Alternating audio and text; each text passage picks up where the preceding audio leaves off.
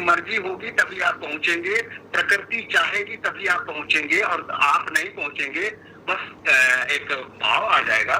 लेकिन आप अपने अपने कर्म से नहीं पहुंच सकते, अपने साधना से कभी पहुंच, वो शक्ति पहुंचाती है। मेरे साथ तो ऐसा ही हुआ था, और मैंने ये अनुभव और कई लोगों के अनुभव मैंने सुने हैं, जाने हैं कि उस समय आपका बस नहीं रहा उस अवस्था को टच करना किसी भी साधना के इसमें नहीं, चाहे वो वेदांत ही क्यों ना हो, भक्ति ही क्यों ना हो, कितना भी भक्ति कर लीजिए, फाइनल जो होगा वो शक्ति ही कराएगी, और ये आपको अनुभव भी होगा। तो बड़ी अच्छी बात, बहुत गूढ़ बात कही, मैंने थोड़ा इसको एलेबरेट कर दिया, लेकिन बहुत गूढ़ बात करी आज आपने कि कोई मेथड काम नहीं आएगा सर, कोई मेथड काम नहीं आएगा। अब इसीलिए क्या है कि 23 तारीख के पहले मैंने जो बोला था तो थोड़ा थोड़ा तो हर ग्रंथों से अनुभव करके बोला था, मतलब अनुभव क्या, मतलब ज्ञान था, अब मैं हूँ का बोध था। लेकिन उसके बाद तो फिर ऐसा मुझे कुछ बोलने का मन नहीं कर रहा है। क्यों नहीं कर रहा है कि अगर किसके तरफ से बोलूं, और एक तरफ से बोलता हूं तो वो खुश हो जाएंगे, 4 लोग नाराज कोई वेदांती है, कोई कबीरपंथी है, कबीर पंथ में 13 पंथ हैं, वेदांत में 3 पंथ हैं, द्वैतवाद, द्वैतवाद, विशिष्टाद्वैतवाद, और कितने हैं। फिर सांख्य दर्शन है, सांख्य दर्शन में आत्मा अलग मानते हैं, परमात्मा अलग मानते हैं, जीव अलग मानते हैं। वेदांत में एको ब्रह्म द्वितीयो नास्ति, एक ही ब्रह्म है, उसके अलावा कुछ नहीं है। तो अनेक हैं रास्ते, लेकिन यही मैं अनुभव किया कि वहाँ पे वो आने में कोई विधि नहीं काम किया, न सांख्य दर्शन काम किया, न वेदांत काम किया, न कबीर पंथ काम किया। वही अभी मैं उसको विधि को खोज रहा हूँ, लेकिन कोई विधि उसमें काम नहीं कर रही है कि किसी को उस विधि द्वारा वो मतलब टिक पकड़ा दूँ, लेकिन नहीं, कोई काम नहीं कर रहा है। इसलिए मैंने निर्णय लिया कि जब वो स्थिति आएगी तो परमात्मा की कृपा से आएगी, वो जिसको चाहेगा वही मतलब कि उसको अपना मतलब कि पात्र देखेगा, पात्रता देखेगा, तो अपना दर्शन कहिए या दर्शन करा देगा, दोनों एक ही बात है। हाँ, चाहे तो अब दिखाएं चाहे नहीं दिखाएं, मैं आपके शरण में हूँ। हाँ, तो क्या होता है, जो शक्ति है पूर्ण शक्ति काम करती है, ये तो है, मेरा अनुभव जनित सत्य बोल रहा हूँ। फिर शक्ति काम करती है और 100% करती है। देर लग सकता है, लेकिन जी जी जी जी प्रणाम कृष्ण जी। हाँ भैया जी, अभी थोड़ी देर पहले आपने कहा था कि भक्ति से उसे नहीं पा सकते, फिर आप कह रहे हैं कि शरणागति से पा सकते हैं, लेकिन भक्ति और शरणागति में क्या फर्क है, आप बताइए ना। मैंने कब कहा कि भक्ति से उसे नहीं पा सकते? मैंने ये तो कभी नहीं कहा। नहीं, आपने कहा ना कि साधना से, मतलब वो किसी से पा ही नहीं सकते उसे, वो हाँ वो साधना से। हाँ, मैं बताता हूँ। अगर भक्त का भाव रहेगा कि मैं भक्त हूँ, हाँ मैं साधक हूँ, मैं भक्त हूँ, मैं बहुत, उसमें एक अहम वृत्ति रहती कि मैं भक्त हूँ। मैं भक्त भी नहीं हूँ, बस मैंने अपने जो भी हूँ, अच्छा भक्त हूँ, बुरा भक्त हूँ, नाम जप करता हूँ, नहीं करता हूँ, हाँ जिस भाव से भी करता हूँ, सारे भाव आपको समर्पित हैं, पूरी तरह से आत्मसमर्पण। हाँ, तब तो फिर उसमें भक्त का भाव भी नहीं रह जाता है, कोई भाव ही नहीं रह जाता है। आत्मसमर्पण करके आप बैठ गए, सिंपल समर्पण कि अब आपको ही डोर मैंने दे दिया, इसके बाद जो भी भाव मेरे मन में उठेंगे, मतलब ये मेरा एक्सप्लेनेशन है, इसके बाद जो भी भाव मेरे मन में उठेंगे, चाहे अच्छे चाहे बुरे, वो भी आप ही के दिए हुए होंगे। आपको मैंने अपनी जो बागडोर है पूरी तरह से पावर ऑफ अटॉर्नी आपको दे दिया प्रभु, अब आप जो करें। अच्छा, उसमें कंडीशनल नहीं होना चाहिए, समर्पण भी जो है उसमें कंडीशन क्या दे दिया, और मन में भाव ये है क्या अब तो मेरा, क्योंकि मैंने प्रभु को समर्पण कर दिया। एक सटल ईगो रहता है समर्पण में भी, वो भी नहीं होना चाहिए। मैंने समर्पण कर दिया कि मुझे कुछ मिल जाए, समर्पण कर दिया, जो हो, वो भूखा रखे या वो खाना खिलाए, वो मुझे सदगति दे या दुर्गति दे, उसकी मर्जी है, उसकी मर्जी में ही मेरी मर्जी है। ये कहना बहुत आसान है, लेकिन करने के लिए बहुत गट्स चाहिए। हाँ, क्योंकि आप पूरी तरह से अपने आप को मार रहे हैं। हाँ, ये मैंने कहा, मैं ये नहीं कहा कि भक्ति से नहीं, भक्ति से क्यों नहीं हो सकता। हाँ, लेकिन भैया जी मुझे लगता है कि ये जो जितनी भी साधना है ना, जो भी कुछ हम कर रहे हैं अध्यात्म के मार्ग पर, ये सिर्फ हमारी अविद्या को दूर करने के लिए है। जब अविद्या दूर हो जाती है ना, तो वो आप स्वयं ही वो चैतन्य है, वो कहीं और नहीं है कि हम किसी के प्रति शरणागति करें, वो हम स्वयं है, तो किसी के प्रति शरणागति क्यों करना। बस अपनी अविद्या को दूर कीजिए। सिर्फ विचारों का खेल है भैया जी, सिर्फ विचार बदल गए ना आपके, तो आप ही हो, वो स्वयं, वो सत्ता आप ही हो, वो परमात्मा आप ही हो। लेकिन वो विचारों का खेल है सारा, अविद्या का खेल है। जब तक मलिन विचार, मलिनता आपके अंदर है, तब तक तो आपको वो दूर रखेगी, वो पर्दा है बस। और जिस दिन विचार बदल गए, वो अविद्या का पर्दा हट गया, तो वो आप स्वयं है। किसकी शरणागति कर रहे थे भैया जी? अच्छा, वो हम स्वयं हैं, तो अभी क्यों नहीं महसूस हो रहा है हमें? क्यों नहीं महसूस हो रहा, बताइए, जवाब दीजिए भैया जी। थोड़ा मैं बताता रहा हूँ, मैं तो महसूस कर रहा हूँ उसे। मैं तो महसूस नहीं कर रहा हूं कि अगर मैं वो स्वयं हूं तो मैं इस समय नहीं, तो कोई तो रोक रहा है ना हमको महसूस करने से। वही जो हमें रोक रहा है, वो जो अहम वृत्ति है कि मैं वहां नहीं पहुंच पा रहा, जिसको आप अविद्या कह रहे हैं, उसी अविद्या को मैंने उनको समर्पित कर दिया कि जो भी मुझे रोक रहा है, विद्या अविद्या चाहे जो भी, उसका मैंने एक ही भाव है। मैंने ऐसे कहा, आपने कहा अविद्या का नाश करना, कोई उसको कहेगा कि अपने शरीर और मन का शुद्धिकरण। हाँ, एक ही बात है, वो एक ही बात है। आप उसको जिस तरह से, लेकिन उसमें जो भी विधि हो, उसमें आपको पूर्ण रूपेण जो है ना, आपको उसमें सहयोग करना पड़ेगा और पूरी तरह से आपको उसमें सहज रहना पड़ेगा और आपको पूरी तरह से समर्पित रहना पड़ेगा। वो जो है ना, बहुत ईमानदार होना पड़ेगा। मैं फिर रिपीट कर रहा हूं, ईमानदारी से जो भी कर तरह से, तो अंतर्यामी तो आपके हृदय को देख रहा है ना, ईमानदारी है, जरूर होगा, जरूर होगा। वो शब्द बदल गए और कुछ नहीं है, आपने भी वही बात की। अच्छा, सबसे पहले तो आपको स्वयं को जानना है कि मैं कौन हूँ। हाँ, आपको हमेशा अपने मैं भाव में अभी आपको बने रहना है। जी। तो आपकी शुरुआत कहाँ से होगी? जैसे आप कोई काम कर रही हैं, तो उस क्रिया के प्रति आपको साक्षी रहना है। ठीक, जैसे स्नान करते समय आपको ये बोध रहे कि मैं स्नान कर रही हूँ, ये बोध बना रहे अपने होनेपन का। भोजन करते समय और भोजन बनाते समय, कोई भी आप घर का सेवा कार्य कर रही हैं, तो हमेशा बोध बना के रखना है कि मैं हूँ।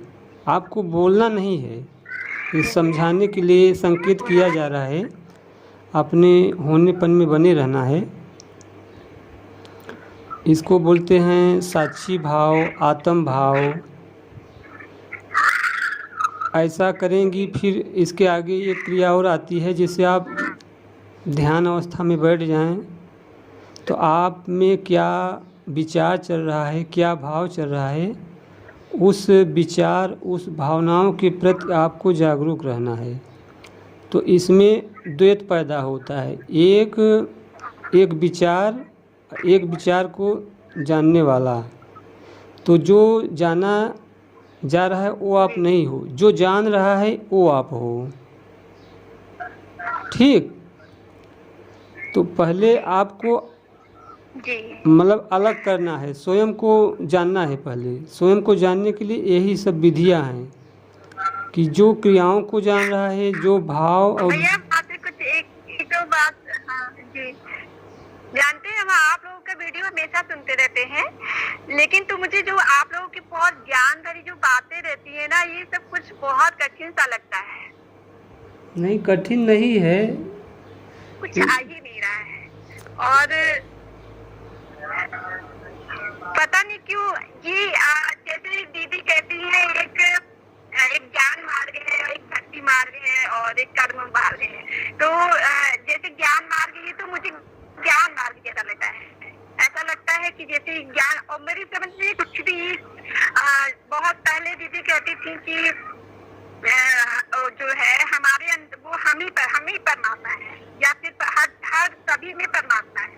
लेकिन कहते सब में परमात्मा कैसे है, लेकिन मुझे खुद से जब ये अनुभूति आने लगी तब समझ में आया, हाँ सब कुछ कोई ऐसी जगह ही रिक्त नहीं जहाँ परमात्मा ना हो।